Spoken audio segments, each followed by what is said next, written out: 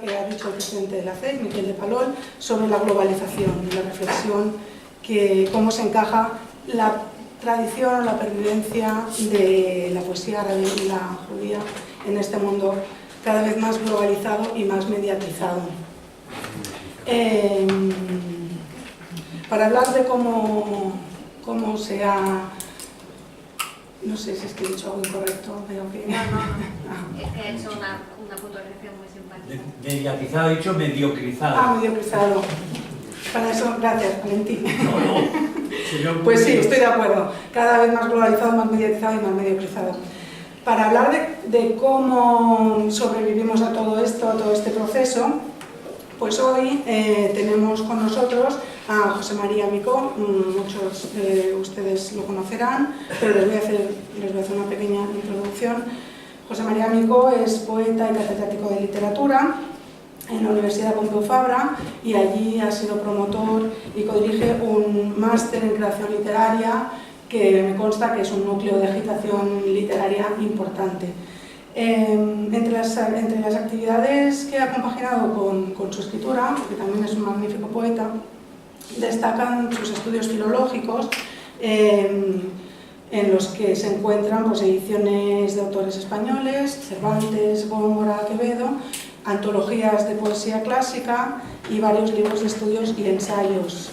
Los más recientes son Clásicos vividos y Para entender a Góngora. La verdad es que uno de los méritos que tiene José María Micó es que tiene una capacidad de trabajo, publica muchísimo y trabaja muy bien. Ahora, de hecho, está traduciendo a Dante y hay una cierta expectación también esperando su traducción, que no deja de ser una audacia. Como les digo, publica muchísimo y por no alargarlo, también una de sus actividades es que es músico, toca la guitarra, forma el dueto Marte y Micó, que justo ahora estos días están presentando su segundo disco, que es Memoria del Aire. Y bueno, y hoy está aquí porque nos va a hablar, nos va a hacer un breve balance o un panorama de la tradición literaria española y europea en relación con las literaturas árabe y hebrea. Y bueno, entonces ya dejo que hable él mejor, que lo explicará mejor.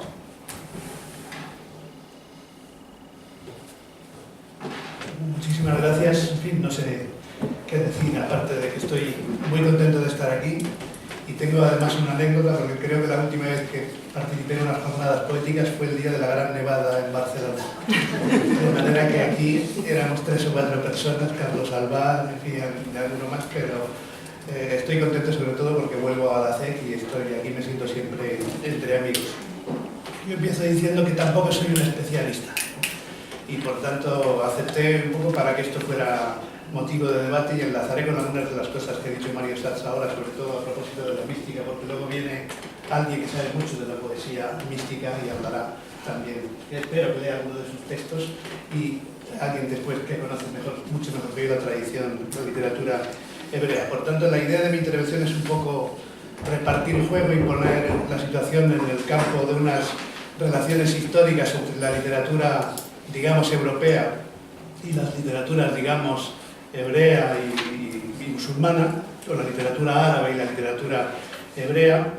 Y ya que estamos en un año cervantino, me gustaría poner un ejemplo casi provocativo de Cervantes, ¿no? Que es la invención de Cide Hamete Benengeli. Como saben muy bien, en el Quijote hay un momento después de la primera salida y antes de la invención incluso de Sancho Panza, ¿no?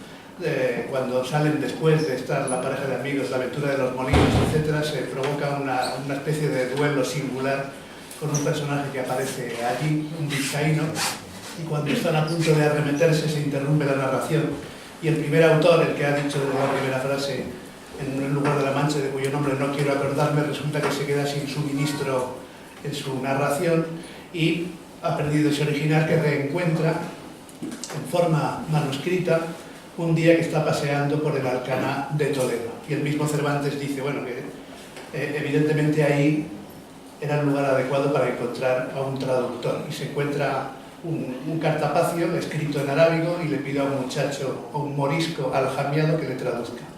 Y lo primero que le traduce así de repente es una nota marginal de ese manuscrito recuperado que alude a Dulcinea del Toboso. Esta Dulcinea del Toboso, tantas veces nombrada en esta historia, dicen que tenía la mejor mano para salar puercos de toda la Mancha.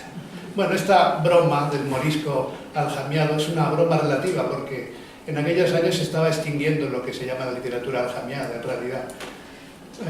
Pocos años después se produciría la expulsión de los moriscos en 1609. Este episodio es evidentemente de la primera parte, pero recoge, digamos, el final de una situación secular en la que las cacareadas tres culturas tenían una relación no siempre conflictiva, no siempre amistosa, pero una relación evidentemente efectiva que ha marcado mucho la historia de la literatura. La invención sofisticada de Cervantes está en el hecho provocativo, como he dicho, de que sea precisamente un árabe.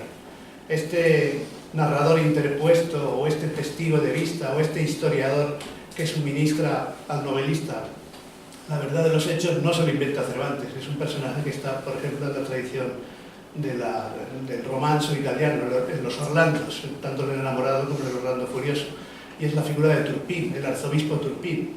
Y Ariosto dice muchas veces cosas que luego Cervantes repetirá. Como dice Turpín, ¿no?, los muertos fueron tantos, pero a mí me parecen muchos. Este juego con el narrador interpuesto, Cervantes lo hace con este Cide Hamete Berenjena, que a veces duda de la propia historia que está contando, cuando el episodio es especialmente pintoresco. ¿Dónde está, digamos, la provocación cervantina? A diferencia de la tradición de los Orlandos, de la tradición carolingia, de la chanson de Roland, en el que el testigo de vista es un partidario, es decir, un cristiano que acompaña a Roldán y que forma parte del séquito y de la corte del rey, aquí en cambio busca a un enemigo, a un árabe. El mismo Cervantes dice, bueno, ¿cómo se puede creer que sea verdad lo que dice alguien que pertenece a una raza hecha a la mentira, etcétera, etcétera? Y luego lo matiza diciendo, precisamente por eso, cuando Cide Hamete Berenjena elogie a Don Quijote, siendo un enemigo de religión, será porque hay razones para elogiarlo, etcétera. Bien, este es el ambiente de esta literatura aljamiada, que hoy ya nadie lee, por desgracia, pero que es un aspecto muy interesante. No tanto el de la literatura en hebreo o en árabe, escrita en esas lenguas, en hebreo o en árabe, durante toda la Edad Media, y donde hay poetas importantísimos que ya se han mencionado aquí, Gavirot, ¿no?, Ben Guzmán, tanto en hebreo como en árabe, y otros, sino esta especie de literatura en buena parte religiosa o confesional, pero también a veces de literatura de ficción, que se escribía en castellano o en dialectos románicos, pero que por razones de alfabetización, en un caso por razones familiares, en otros o por razones de, digamos, de protección y por razones crípticas, se escribían en cambio en alfabetos hebreo o árabe. Hay ahí unos textos bastante interesantes, por ejemplo un poema de Yusuf, que nadie lee, que estaba basado en el episodio de José de la Biblia, y que es un texto que pertenece en realidad al Mester de Clerecía. Está en la escuela de los textos de Gonzalo de Berceo, pero se escribió en castellano, en el dialecto en castellano-leonés, o en más bien aragonés, pero transcrito en hebreo.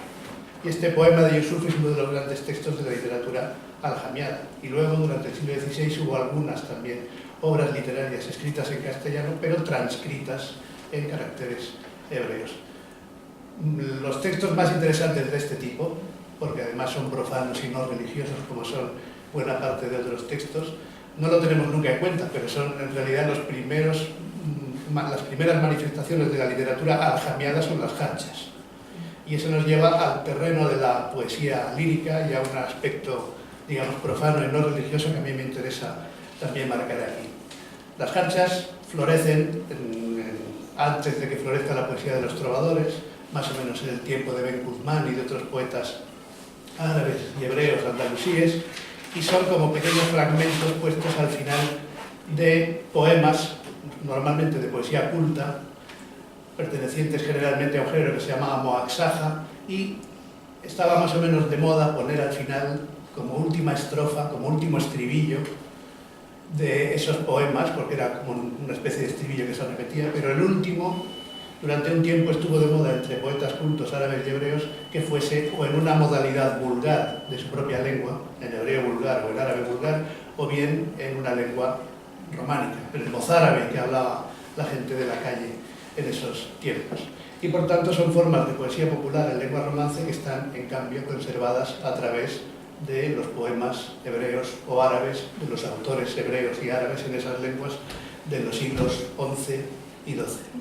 Pues bien, esa